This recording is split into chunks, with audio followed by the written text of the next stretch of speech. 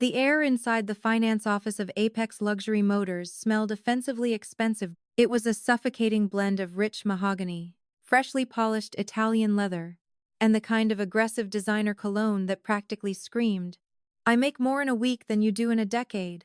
I sat rigidly in a plush, tufted guest chair that felt entirely too good for my duct-taped sneakers and faded blanks for LibriVox.org.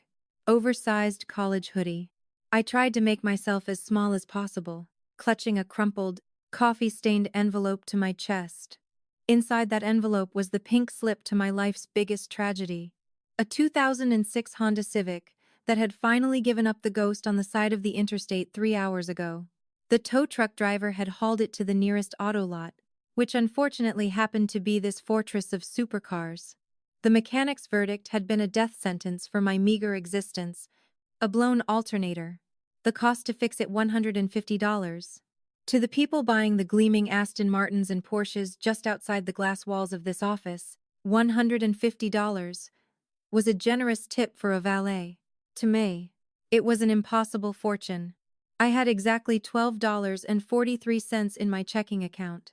I was here to surrender the title of my beloved, beaten-up car to the dealership's wholesale scrap division, praying they would give me a $200 pity check just so I could buy groceries for the rest of the month. Sitting across from me was Marcus.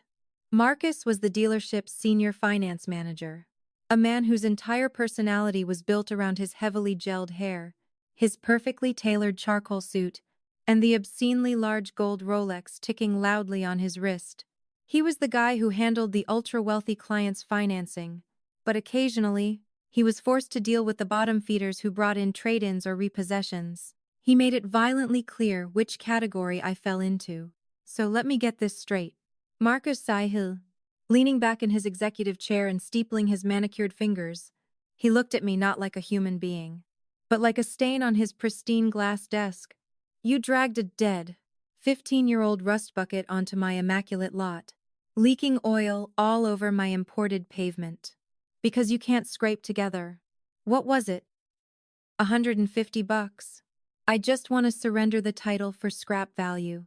He muttered, my cheeks burning with a hot, prickly humiliation. The sign outside said, "You process junk titles for cash. I just need to sign it over." Marcus let out a short, nasal laugh. He picked up my pink slip by the very corner, using only his thumb and index finger, as if he were holding a biohazard. "We sell $250,000 vehicles here, sweetheart. We aren't a junkyard. But since your garbage is already stinking up my loading dock, I'll process the wholesale transfer. I need your social security number and your primary bank routing info to run a mandatory federal compliance check and set up the $200 direct deposit.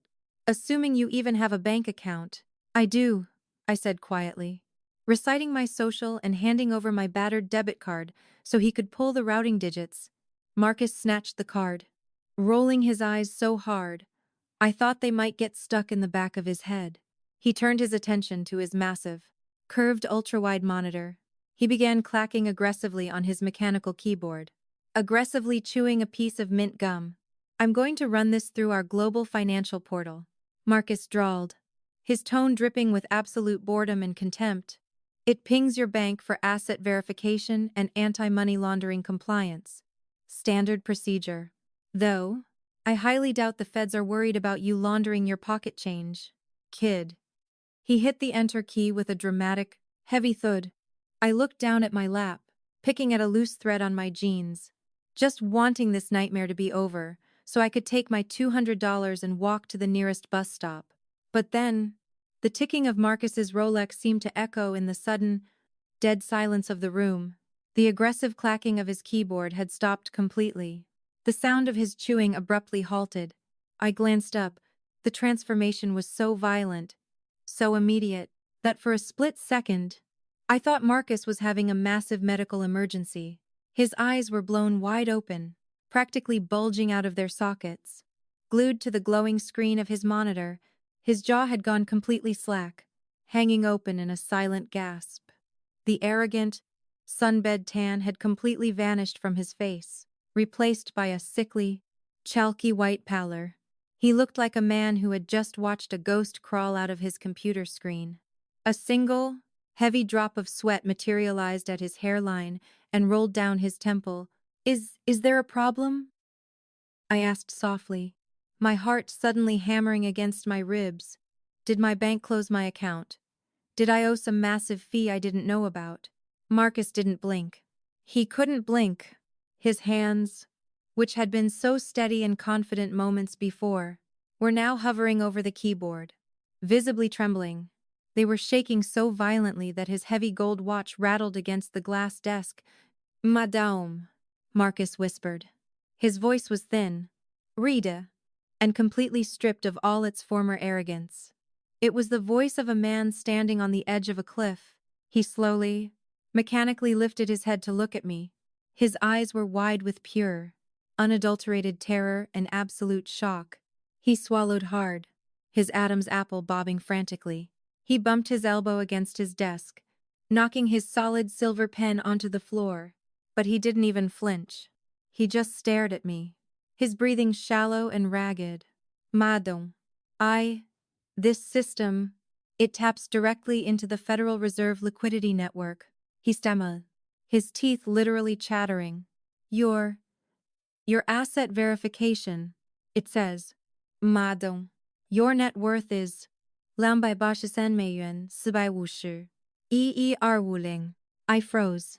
My brain short-circuited. I stared at him, the frayed strings of my cheap hoodie still wrapped around my fingers. $283 million. Before I explain how a broke girl who couldn't afford a $150 mechanic bill suddenly had the GDP of a small island nation sitting quietly in her checking account, hit that subscribe button to understand the sheer, earth-shattering absurdity of Marcus's panic. You have to rewind exactly 72 hours to understand the bleak, suffocating reality of my actual life. For the past 3 years since college, my existence hadn't just been modest. It had been a relentless, grinding survival test. I was working 2 grueling jobs, serving overpriced lattes to wealthy tech bros at a downtown cafe from dawn until noon, and doing remote data entry until 2 in the morning in my cramped, drafty studio apartment. My diet consisted entirely of bulk-bought instant ramen and whatever stale pastries my manager let me take home at the end of a shift. Being poor is a full-time job. It's a constant, exhausting calculus in your brain. When I went to the grocery store, I wasn't just looking at prices.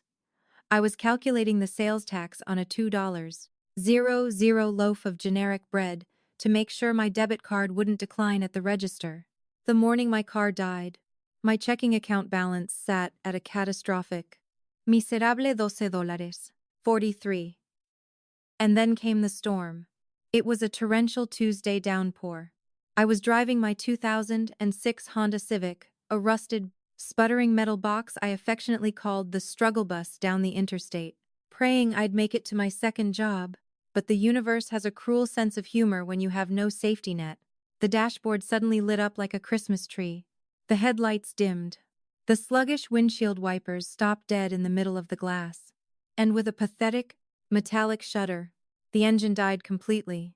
I coasted onto the muddy shoulder as semi-trucks blasted past me, shaking my tiny car and spraying my windshield with dirty rainwater. I had to use my emergency AAA towing mile allowance to drag the car to the nearest mechanic. I sat in his waiting room, soaked to the bone, shivering in my damp clothes, waiting for the diagnosis.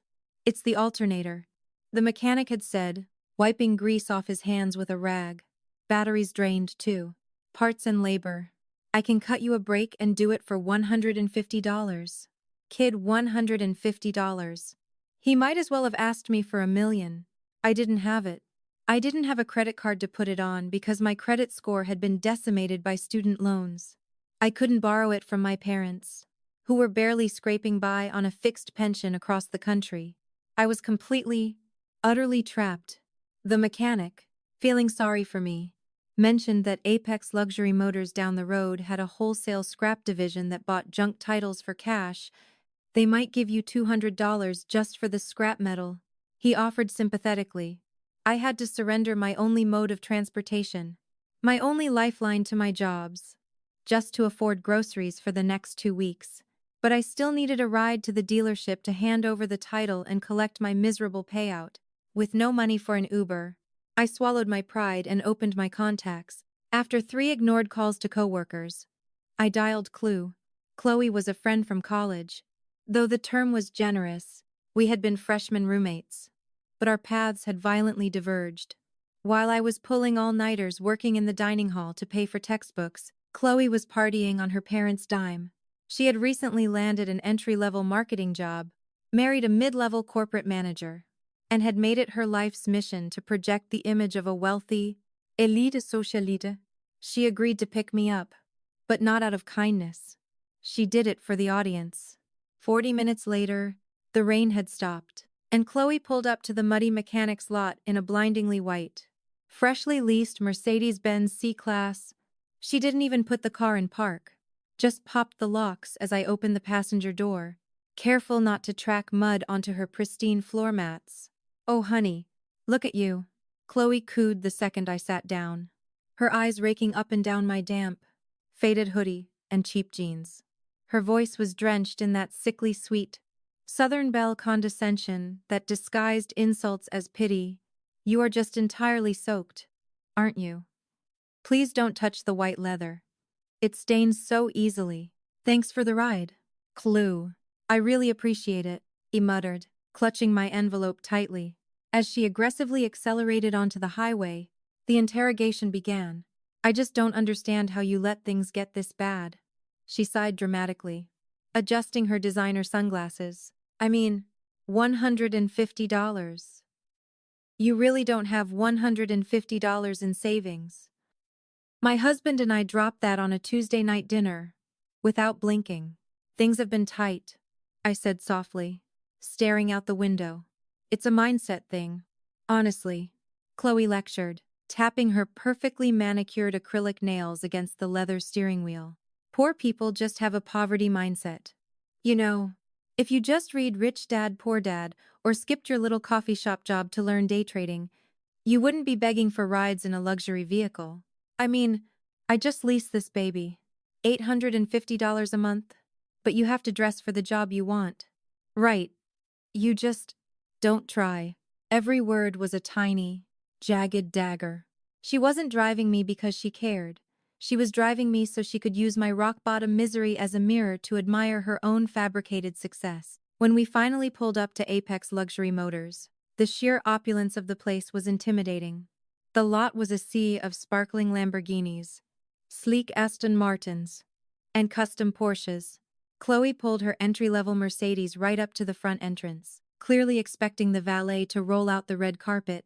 Instead, the valet, used to parking actual million-dollar hypercars, just gave her mass-market sedan a dismissive glance and pointed her toward the visitor parking in the back. Chloe's jaw tightened in annoyance, but she quickly masked it. "Come on," she snapped at me. "Let's get this over with.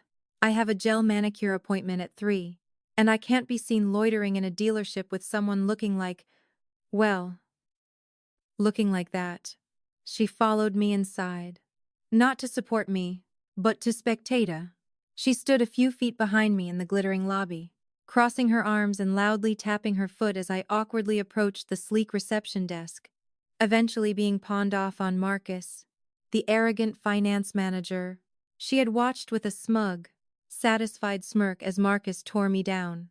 She had silently cheered as he belittled my poverty, rolling her eyes and checking her phone, radiating the energy of someone who felt deeply superior to the trash, taking up space in the room. But now, as I sat frozen in the plush leather chair, that smugness was gone. The echoing silence in Marcus's office was deafening. Chloe, who had been loudly sighing in the doorway, finally noticed that the atmosphere in the room had shifted from condescending to catastrophic. She stepped forward, her brow furrowing as she looked at Marcus's pale, trembling face. "Excuse me," Chloe snapped, her shrill voice breaking the tension. "Is there a problem with her little junk car paperwork? Can you hurry it up? Some of us have actual lives to get back to." Marcus didn't even look at her. He didn't blink. He kept his horrified, wide-eyed gaze locked directly on me, his breathing shallow, a single bead of sweat still tracking down the side of his face. His hands remained frozen over his keyboard as the impossible numbers on his screen burned into his retinas. $283 millions, he whispered again, the words tasting like ash in his mouth. Chloe scoffed, crossing her arms tighter. From her vantage point in the doorway, she hadn't heard Marcus's terrified whisper. All she saw was the arrogant finance manager suddenly staring at me like I was a glowing radioactive isotope. 283. What? Chloe snapped impatiently. Dollars. Are you telling me her junk car is only worth $283? Fine. Cut her the pathetic little check so we can leave. I can literally feel my skin drying out in this waiting area. Marcus slowly turned his head toward Chloe. A few minutes ago, he would have bantered with her, maybe even complimented her leased prime, entry-level Mercedes to stroke her ego. But now he looked at her as if she were a diseased pigeon that had just fluttered into his pristine office. Do not speak to her with that tone, Marcus barked. His voice was so sharp, so violently authoritative, that Chloe actually physically recoiled, her mouth dropping open in shock. Before she could process the insult, Marcus shot out of his plush leather chair like it had caught fire. He didn't just stand. He practically scrambled around his massive glass desk, his polished dress shoes slipping on the marble floor. He rushed over to me, hovering anxiously, his hands trembling as if he wanted to help me out of the chair, but was too terrified to actually touch me. Madame, Marcus stammered, his voice dropping an octave, completely abandoning the sneering drawl from earlier. I deeply apologize. This open-floor office is entirely inappropriate for a client of your magnitude. Please, I beg you, allow me to escort you to the Apex Diamond Suite immediately. Chloe let out a sharp, incredulous laugh. The Diamond Suite for her. She's here to scrap a 15-year-old Honda. What are you talking about? Marcus didn't even look at her. He positioned his body between me and Chloe, acting as a human shield. Security, he yelled, waving frantically at a burly man in a black suit near the front doors. Keep this woman waiting in the lobby. Do not let her follow us. Excuse me, Chloe shrieked, her face turning the color of a squashed plum as the security guard began walking toward her. I was completely paralyzed. My brain felt like it was stuffed with cotton. I didn't resist as Marcus practically bowed, gesturing frantically toward a set of frosted, reinforced glass doors at the far end of the showroom. I stood up on trembling legs, clutching my worn-out hoodie tightly around my chest, and stumbled past the multi-million-dollar supercars, feeling like an absolute imposter. Marcus swiped a black keycard, and the heavy glass doors hissed open. He ushered me inside and immediately locked the door behind us, plunging us into a sanctuary of aggressive, silent luxury. The VIP room was the size of my entire apartment building's lobby. It smelled of imported cedar and success.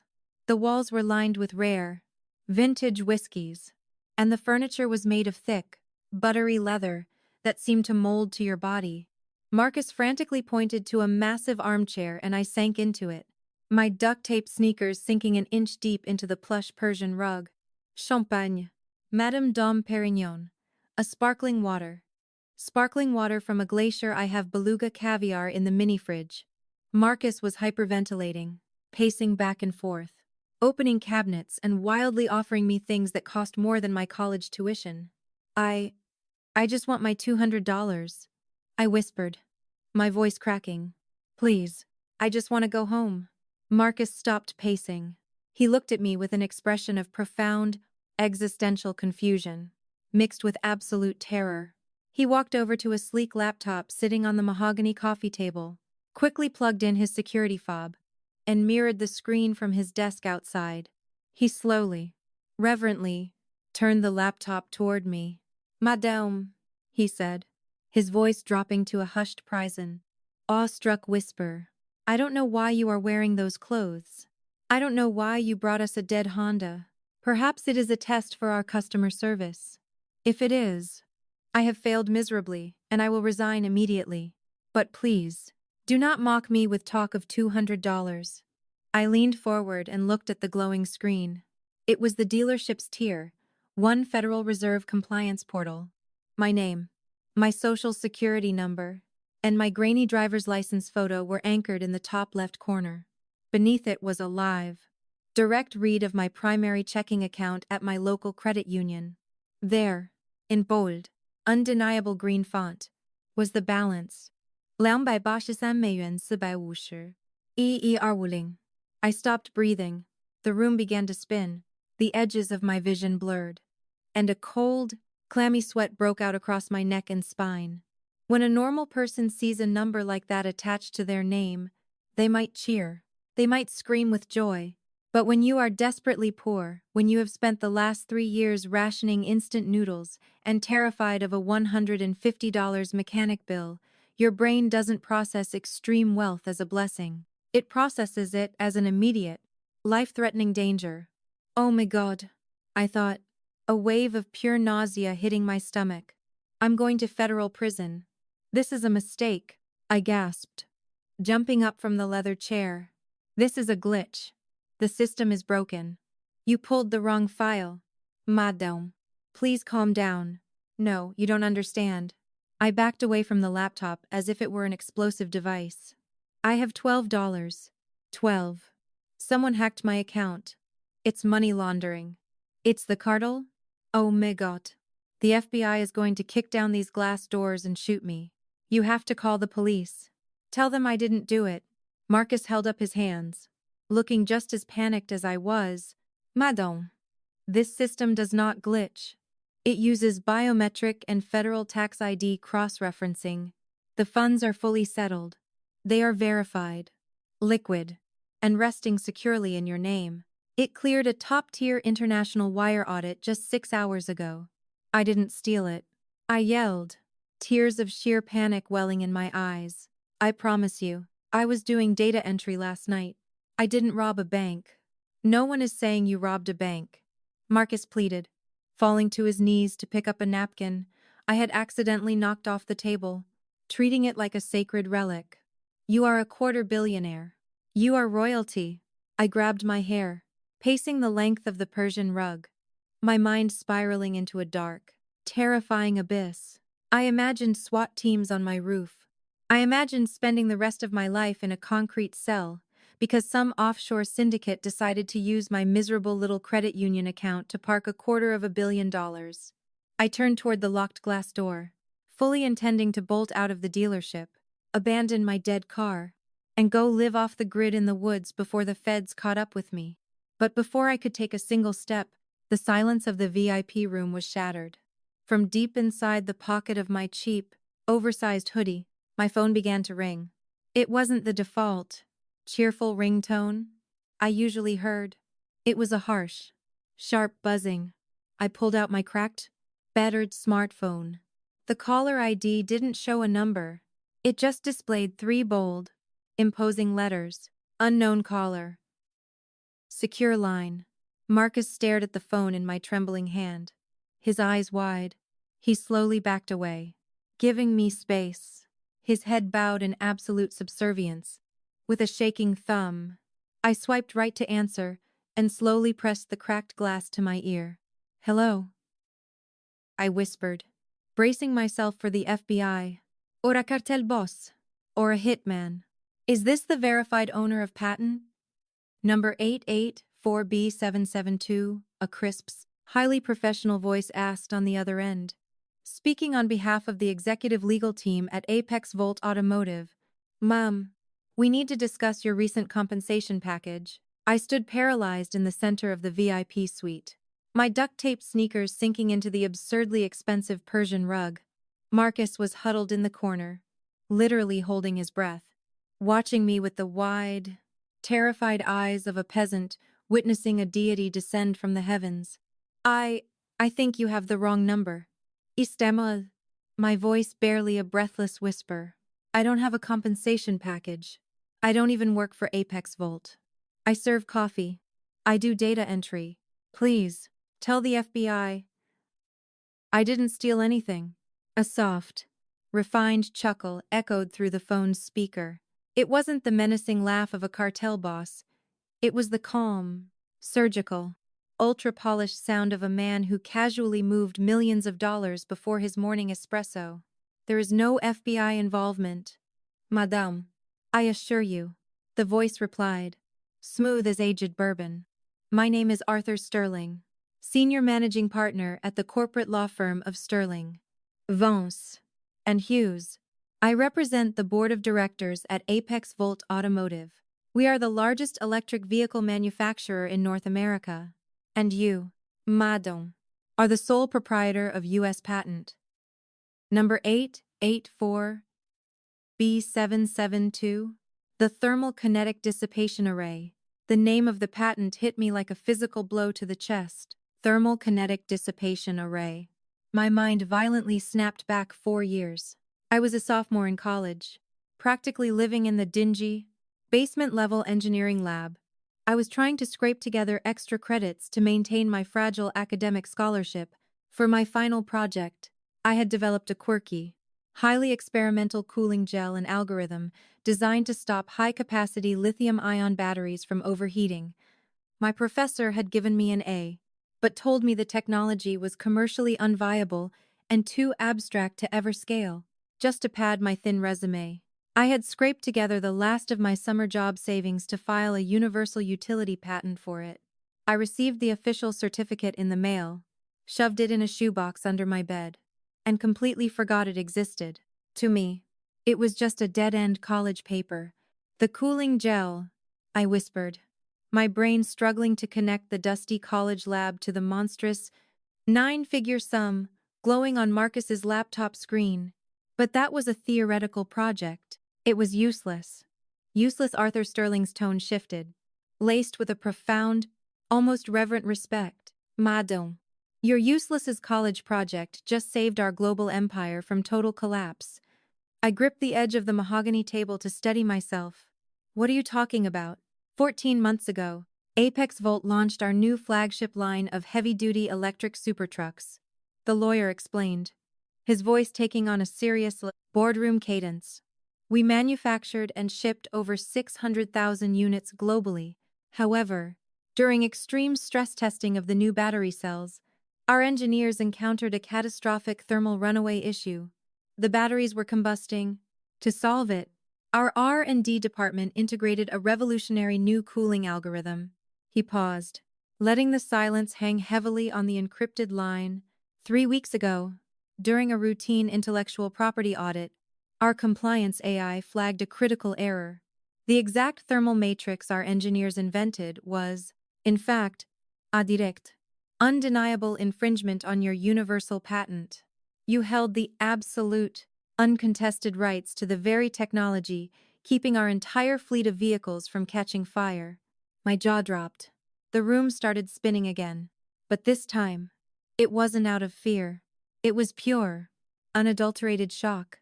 When the board of directors realized what had happened, absolute panic set in.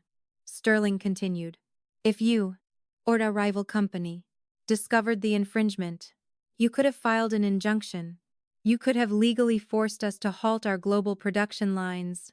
You could have initiated a public lawsuit that would have tanked our stock price by 40% overnight, costing us tens of billions of dollars. So what did you do? I asked, my voice trembling. We executed the nuclear option, Madame, the lawyer said firmly.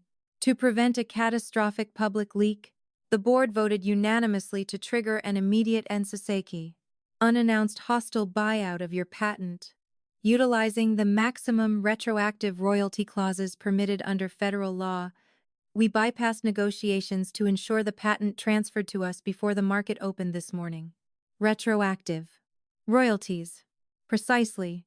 The board authorized a retroactive royalty payment of $139 per vehicle for the 600 persons 345 units already manufactured, totaling roughly $83. 4 millions. Furthermore, to secure the complete, exclusive, and permanent rights to your technology moving forward, we initiated a mandatory lump sum buyout fee of exactly $200. Ling ling ling ling ling ling. I couldn't breathe. I looked up at Marcus's laptop. The numbers finally made sense. The math was perfect. But the taxes? He gasped. The impoverished, hyper-anxious part of my brain instantly panicking about the IRS. If the government sees this, they'll take half of it. I'll owe taxes I can't pay. Madam. Please. Sterling chuckled softly. A sound of absolute financial supremacy. You are dealing with Apex Volt. We do not leave our VIPs exposed. The buyout was drafted under a highly classified corporate non-disclosure structure. The gross payout was actually close to $500 million. My firm aggressively prepaid every single federal state and capital gains tax liability on your behalf before the wire transfer was even initiated. The number you are currently looking at in your checking account is net clear. The money is completely clean. Sterling finished, his voice dropping into a solemn, absolute vow. The money is legally, undeniably yours. You are officially a quarter billionaire. Welcome to the 1% of the 1%. Madam. The line clicked dead. I slowly lowered the cracked smartphone from my ear. The silence in the VIP suite was absolute, broken only by the frantic, shallow breathing of the finance manager in the corner. I stood there for a long time, just staring blindly at my reflection in the dark, tinted glass of the office window. I looked at my faded, cheap hoodie. I looked at the frayed cuffs of my jeans. I thought about the sheer, soul-crushing terror I had felt just an hour ago, standing in the rain, agonizing over a $150 alternator repair. I thought about the past 3 years of eating instant ramen, instead of shivering in my cold apartment, instead of letting people like Chloe and Marcus treat me like I was less than human because of the number in my bank account. I looked down at the laptop screen one last time. 283美元450. EER Wuling. The fear vanished. The panic evaporated. In its place, a cold, calm and terrifyingly powerful sensation washed over me. It started in my chest and radiated out to my fingertips. The crushing weight of poverty, the invisible chains that had dictated every second of my life, simply snapped. I wasn't a victim anymore. I was a titan. Marcus, I said quietly. My voice didn't shake. It didn't waver. It was as cold and sharp as a diamond. Marcus violently flinched, practically diving forward. He grabbed a hot, eucalyptus-scented towel from a silver warming tray and held it out to me with trembling, submissive hands. Yes, madam. Anything. Madam. I am entirely at your service. Do you require me to contact your wealth management firm? Do you need a private security detail dispatched to the dealership? I ignored the towel. I slowly turned to face him. The arrogant, slick-haired bully who had mocked my garbage car was now sweating through his custom-tailored suit, looking at me like a dog waiting for a command. And out there, on the showroom floor, Chloe was still waiting. She was probably still tapping her foot, still adjusting her designer sunglasses, still relishing in the fact that she was better than the broke girl she had to drag to the scrapyard. She had absolutely no idea that the balance of power in the universe had just violently shifted. A slow, icy smile crept across my face. I didn't want to leave. Not yet. No, Marcus, I said, my tone eerily calm. I don't need a security detail. In fact, I don't want you to say a single word about what you just saw on that screen. Marcus blinked, utterly confused. Madden. I don't understand. The paperwork for my junk car, I commanded softly. Print it out. We are going back out to the showroom. You are going to treat me exactly like you did 10 minutes ago. And if you ruin the surprise... I paused, letting my eyes drop to his gold Rolex. I will buy this dealership with my pocket change and fire you into the sun. Do we have a deal? Marcus swallowed so hard, I heard it across the room. Yes. Yes, madam. Perfectly understood. I smoothed down the front of my faded hoodie, perfectly adopting the posture of a terrified, broke girl once again. It was time to see exactly how far these people were willing to push me. The heavy, frosted glass doors of the Apex Diamond Suite hissed open, instantly shattering the serene, soundproofed silence of my newfound wealth. The chaotic hum of the showroom floor flooded back in the squeak of polished shoes on marble, the smooth jazz playing from hidden speakers, and the low murmur of millionaires negotiating their weekend toys. I stepped out first, my shoulders intentionally slumped, clutching the crumpled pink slip to my chest like a shield. I made sure to drag my duct-taped sneakers slightly against the pristine tile, playing the part of the defeated, impoverished charity case to absolute perfection. A few steps behind me, Marcus looked like a man walking to his own execution. He was drenched in a cold sweat. His perfectly gelled hair, now slightly disheveled from where he had nervously run his trembling hands through it. His face was the color of spoiled milk. I had explicitly ordered him to treat me exactly as he had before we entered that room. But his body was violently rejecting the command. Every fiber of his being wanted to throw himself at my feet and beg for a fraction of a percent of my $283. 50 net worth. Instead, he was forced to march behind a girl in a faded hoodie, pretending she was nothing. Chloe was exactly where we left her. Though she had managed to make herself even more obnoxious, she was leaning against the sweeping hood of a custom 2026 Porsche 911, sipping a complimentary espresso from a porcelain cup and loudly complaining to a junior salesman who looked desperate to escape.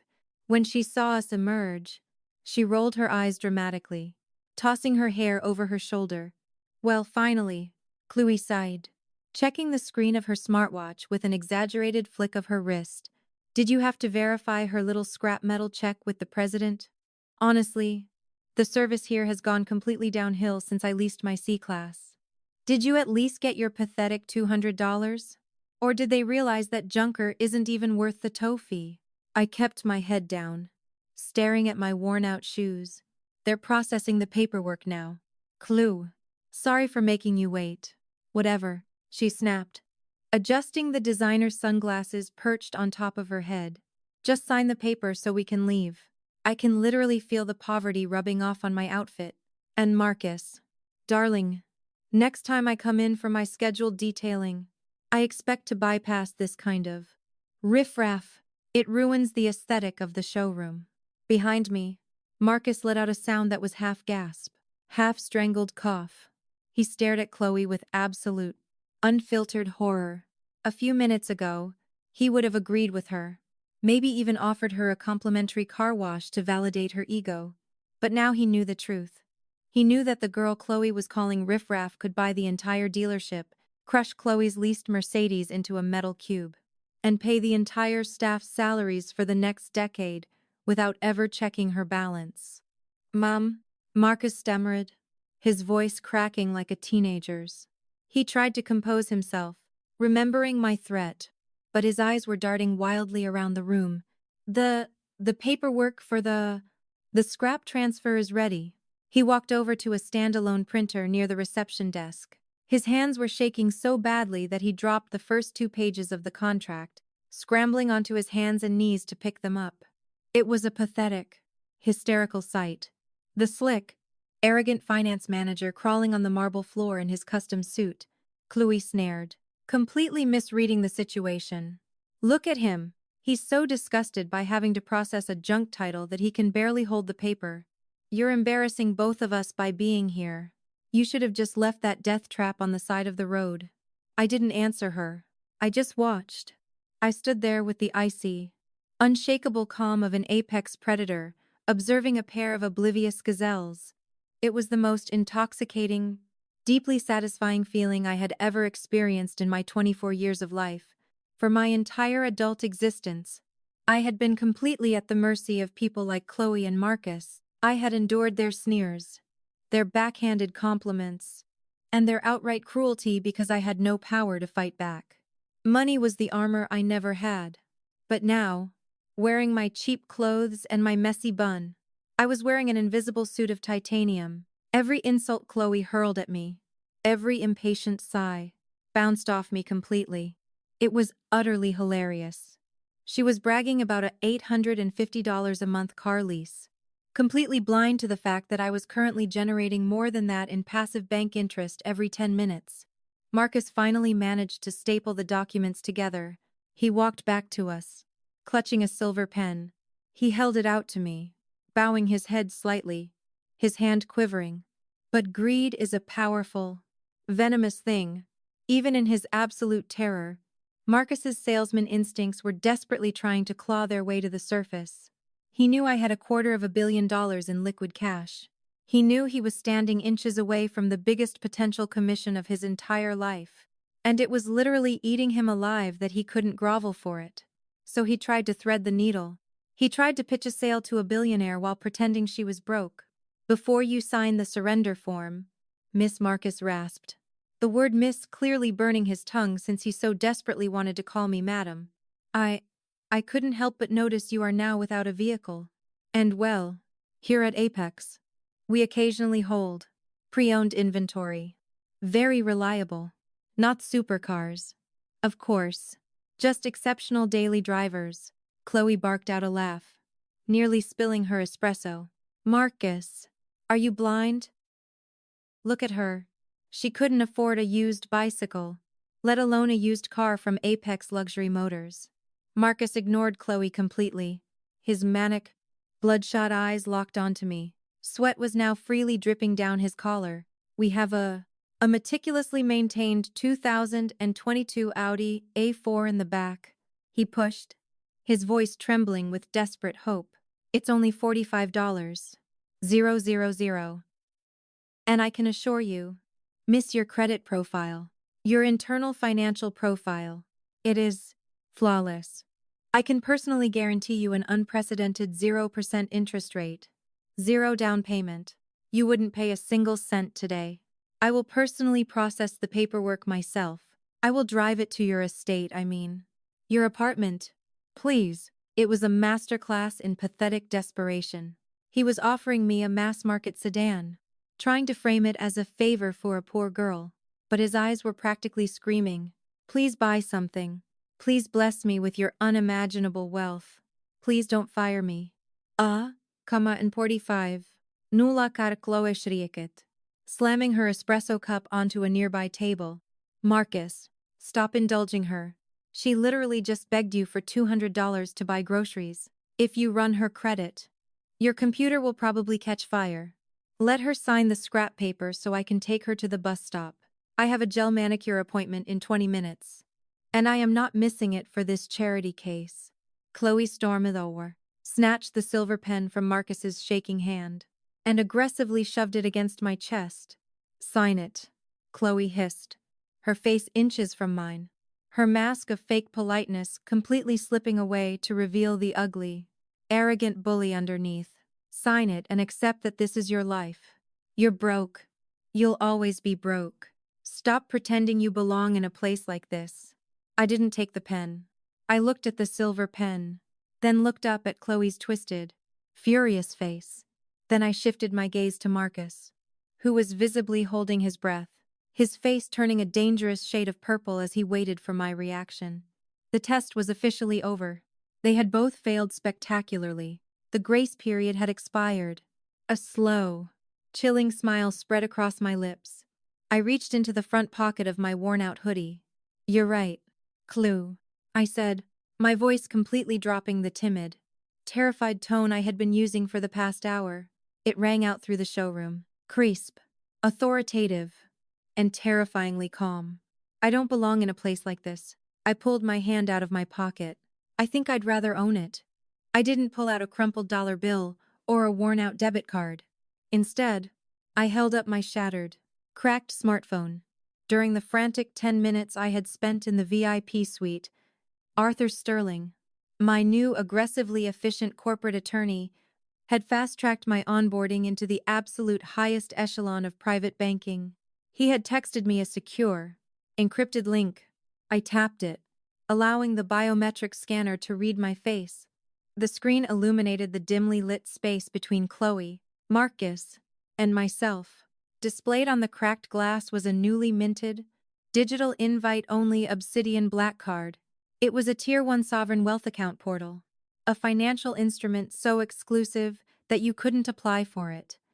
You had to be nominated by a coalition of billionaires just to know it existed, and right beneath my name, glowing with undeniable authority, was my verified available cash balance. 225 美元. 450. EER50. Chloe squinted at the screen, her lip curling in a mix of confusion and disgust. "What is that, a coupon for a free oil change? Or a screenshot of a fake bank app you downloaded to make yourself feel better? You are so pathetic. But Marcus didn't see a coupon. Marcus was a high-end finance manager. He had spent his entire career studying the banking interfaces of the ultra-wealthy. He instantly recognized the minimalist, jet-black interface of the Obsidian portal. He knew that the digital watermark spinning next to my name meant the funds were live, liquid, and federally secured. His knees literally buckled. He caught himself on the edge of the glass reception desk, sending a stack of brochures scattering across the marble floor. He let out a pathetic, wheezing gasp, clutching his chest as if he were having a massive cardiac event. "Aimee madame," he choked out, his eyes rolling back slightly. The Obsidian. You truly are. Quiet. Marcus. I snapped. The command cracked like a whip across the showroom floor. Marcus snapped his mouth shut so fast, his teeth clicked together. He stood at rigid attention, trembling violently, tears of pure, unadulterated panic welling in his bloodshot eyes. Chloe looked back and forth between me and the terrified finance manager, her perfectly contoured face twisting in sudden, uneasy confusion. "Marcus, what is wrong with you? Kick her out. Call security." I completely ignored her. I turned my back on Chloe, rendering her entirely irrelevant, and projected my voice across the expansive, glittering showroom floor. "Who is the general manager of this dealership?" I demanded. Conversations died instantly. A wealthy couple looking at a Range Rover stopped mid-sentence. The smooth jazz music seemed to fade into the background. From a glass-walled corner office on the mezzanine, an older, distinguished man in a bespoke navy suit hurriedly jogged down the floating staircase. "I am the general manager. Thomas," he said, approaching with a cautious, professional smile, eyeing my faded hoodie, and then glancing at his hyperventilating finance manager. "Is there a problem here?" "Thomas, I am in a bit of a rush," I said, my voice dripping with the effortless, icy authority of someone who could buy his entire life with the push of a button. "I came in today to surrender a vehicle, but I find myself in need of a replacement. I'd like to purchase a car."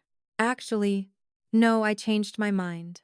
I slowly pointed my finger at a stunning emerald green McLaren 765 LT resting on a rotating pedestal. Then I pointed to a matte black Aston Martin Valkyrie, then to a row of 4 custom Porsche 911 GT3 RS models. "I want the McLaren. I want the Aston Martin. I want the Porsches. In fact, Thomas, I am buying every single supercar currently sitting on this showroom floor." Chloe let out a sharp, hysterical laugh. "You're insane. You are actually having a psychotic break. Thomas, call the police. She's a broke, delusional barista." Thomas looked at me, his professional smile faltering. "Mom, with all due respect, the total inventory on this floor exceeds $14. Oh, ling ling ling ling ling. We don't entertain pranks." I flipped my cracked phone around and shoved the digital obsidian black card inches from Thomas's face. Thomas stopped breathing. The color drained from his face just as rapidly as it had from Marcus's. He leaned in, adjusted his glasses, and stared at the 9-figure balance glowing and bright. Aggressive green. "I will be initiating a direct wire transfer for $14. 500000 immediately," I stated, my tone absolutely lethal. "No financing, no credit checks, straight cash. However, I have 2 non-negotiable conditions before I hit send." "Anything, madame." "Name it," Thomas practically shouted, his hands flying to his sides as he instinctively bowed. "Condition number 1," I said, turning my eyes to Marcus, who was now sweating so profusely, his dress shirt was completely soaked through. "This transaction will be processed directly through you. Thomas. Marcus here is explicitly, permanently cut out of the commission." Marcus let out a guttural, "Choket sub." The commission on a $14, 5 million sale would have been enough to buy a mansion. He had just watched his early retirement vaporize before his very eyes. He fell to his knees on the marble floor, his gold Rolex clanking against the tile. "Please, madame." Marcus begged, tears streaming down his heavily tanned face. I was a fool. I was arrogant. I beg of you. Please don't take this from me. You didn't show me mercy over a $150 repair bill. Marcus, I replied coldly, staring down at him like he was an insect. You mocked me. You humiliated me. You thought poverty made me less than human. Well, let's see how much of a man you are without your job. I pulled my phone back, tapped a single contact, and put the call on speakerphone at maximum volume. The line rang twice before a crisp voice answered. Arthur Sterling here. How may I assist you? Madam. Mr. Sterling, I said loudly. Apex Luxury Motors is a subsidiary dealership under the Apex Volt Automotive corporate umbrella. Correct. That is correct, Madame. We hold a 70% controlling stake in their retail distribution network. The elite lawyer replied, Are they giving you trouble? Should I dispatch a liquidation team? The general manager let out a terrified squeak. That won't be necessary, I said. My eyes locked on Marcus, who was now openly weeping on his knees. But I need you to contact the regional VP of retail immediately. The senior finance manager here, a man named Marcus, has been aggressively abusive to a VIP client. I want his employment terminated, as of this exact second. Furthermore, use the parent company's leverage to permanently blacklist his financial licensing. I want to make sure he can never legally sell so much as a used tricycle in this industry ever again. Consider his career utterly destroyed. Madam, I am initiating the executive override now, Sterling said with terrifying surgical efficiency. 5 seconds later, the general manager's cell phone rang. Thomas answered it with trembling hands, whispered, Yes, sir, 3 times, and hung up. He looked down at Marcus. Marcus, Thomas said, his voice shaking, you are officially terminated. Security will escort you off the premises immediately. Leave your badge and your keys on the desk. Marcus collapsed onto all fours, sobbing hysterically as 2 burly security guards grabbed him by the armpits of his expensive suit and dragged him backward toward the exit. The entire showroom watched in stunned, breathless silence as the arrogant bully was tossed out into the rainy parking lot like literal garbage. I turned my attention to the last piece of trash left in the room, Chloe was frozen. Her perfectly manicured acrylic nails were digging so hard into her expensive designer purse that her knuckles were entirely white. Her jaw was hanging open, her eyes darting between me, the sobbing Marcus, and the general manager who was currently booting up his laptop to process my $14.5 million wire transfer. Her brain simply couldn't process the reality in front of her.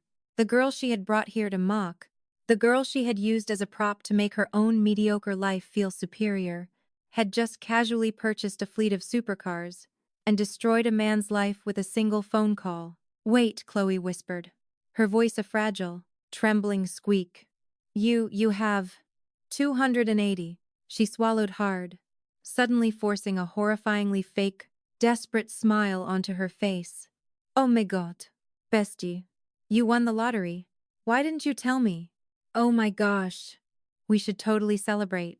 We can take your new McLaren to Nobu tonight. My treat. Well, your treat now. Right. She reached out to grab my arm, trying to play the part of the excited the first, supportive friend. I didn't even flinch. I just looked at her hand hovering in the air until she awkwardly pulled it back. We are not friends. Chloe, I said, my voice echoing in the dead silent showroom. We were never friends. You drove me here today because you wanted an audience for your pathetic, fabricated life. You wanted to rub your little $850 a month leased Mercedes in my face while I was at rock bottom. Chloe's fake smile shattered, her face flushing crimson red as the surrounding millionaires and dealership staff listened to every word. I was just trying to motivate you, Chloe stammered, frantically backpedaling. I was trying to help you get out of your poverty mindset. I don't need your motivation. I stepped closer, lowering my voice so only she could hear the pure, unfiltered venom in it. My poverty mindset is gone. But you're cheap? Insecure. Desperate need to step on others to feel tall. That's permanent. Enjoy your lease, Clue. Try not to scratch the paint. I hear the penalty fees are a killer. when you have to return it. I turned my back on her for the final time and walked toward the VIP lounge to sign my multi-million-dollar wire transfer, leaving her standing alone in the middle of the showroom, completely and utterly destroyed. The aftermath of my purchase was a masterclass in silent, brutal efficiency. Inside the glass walls of the VIP lounge, the atmosphere had completely shifted from terrified panic to extreme, reverent subservience. Thomas, the general manager, personally poured me a glass of genuinely chilled vintage Dom Perignon while his fingers flew across his laptop keyboard. There were no credit checks. There were no agonizing calls to a loan officer. With a single tap on my cracked phone screen, the $14,500,000 wire transfer cleared instantly. I sat back in the plush leather chair, sipping the champagne, and watched the chaos unfold on the showroom floor. Through the tinted glass, Thomas had immediately mobilized every single employee in the building. Mechanics in pristine jumpsuits were frantically detailing the fleet of supercars I had just bought, preparing them to be loaded onto a convoy of enclosed transport trucks destined for a secure life, climate-controlled storage facility. My new lawyer, Arthur Sterling, was currently acquiring on my behalf. And then, there was Chloe. From my vantage point, I watched her absolute, humiliating retreat. The other wealthy patrons in the dealership were whispering, pointing, and occasionally laughing in her direction. Stripped of her fake superiority, she looked incredibly small. She practically sprinted toward the exit, nearly tripping over her designer heels. I watched through the massive front windows as she practically threw herself into her white, leased Mercedes-Benz. She peeled out of the visitor parking lot, the tires squealing, desperate to escape the crushing reality that her entire fabricated identity had just been annihilated by the charity case she had come to laugh at. She would have to wake up tomorrow, go to her mediocre job, and pay her $850 monthly lease, knowing she was nothing but a footnote in my life.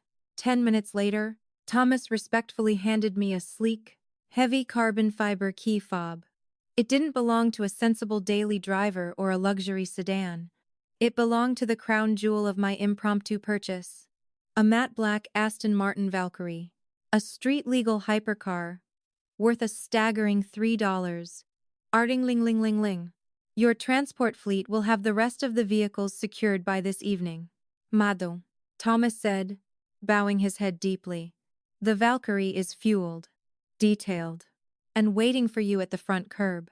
It has been the absolute honor of my career to serve you today.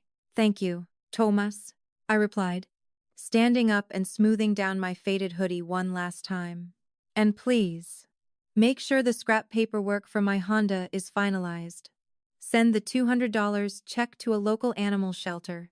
I walked out of the VIP suite, past the bowing staff, and stepped through the sliding glass doors into the cool, damp afternoon air. The rain had started to lightly fall again, but I didn't care. Sitting directly in front of the dealership, gleaming like a stealth fighter jet, was the Aston Martin.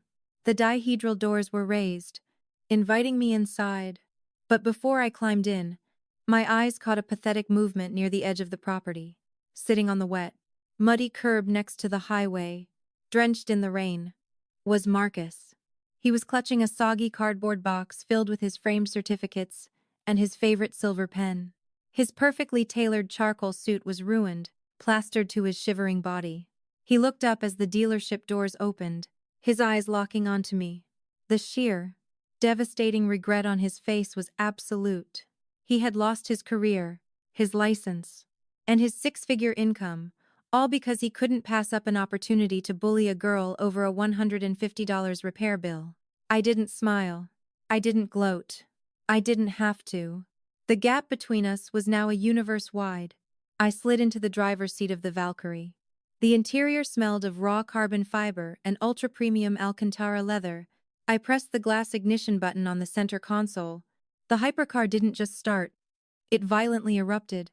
A deafening, ferocious roar from the V12 engine shook the pavement, rattling the glass windows of the dealership. It was the sound of absolute, untouchable power. I gripped the racing steering wheel, my heart pounding a steady, triumphant rhythm in my chest. as I pulled out of the dealership lot, the tires gripping the wet asphalt with aggressive precision.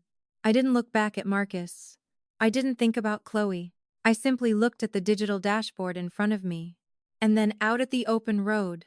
For the first time in my adult life, I wasn't mentally calculating the cost of gas. I wasn't terrified of the check engine light coming on. I knew that I would never, ever have to pull another midnight data entry shift or eat another bowl of cheap ramen just to survive. The suffocating, invisible weight of poverty had been lifted from my shoulders, replaced by the quiet, unshakable armor of $283. 45150. My college professors were wrong. My quirky, experimental cooling gel wasn't a dead end. It was the key to a kingdom I was just beginning to explore. So that's how a broken down Honda and a $150 mechanic bill led to me buying out an entire luxury supercar dealership in cash and destroying a bully's life before lunch. But I want to hear from you. What would you do if a forgotten college project or a childhood hobby suddenly paid out $250 million overnight? Would you keep it a secret? Or would you immediately go settle some old scores? Drop your answers in the comments below. If you loved this story of instant karma and financial revenge, make sure to hit that like button, subscribe to the channel, and turn on notifications so you never miss another upload. Until next time, stay humble, because you never know who actually has a black card in their pocket.